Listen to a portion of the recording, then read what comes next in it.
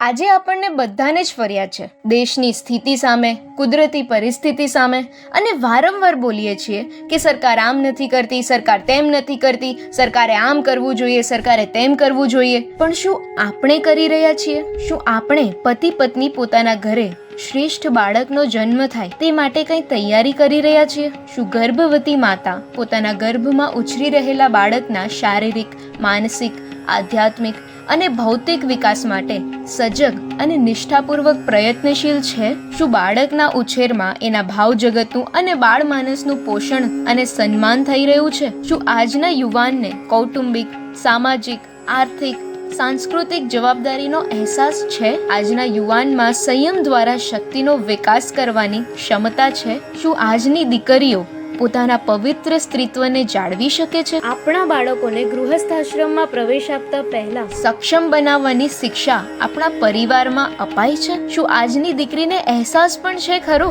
કે તે પરિવારની ધરી છે?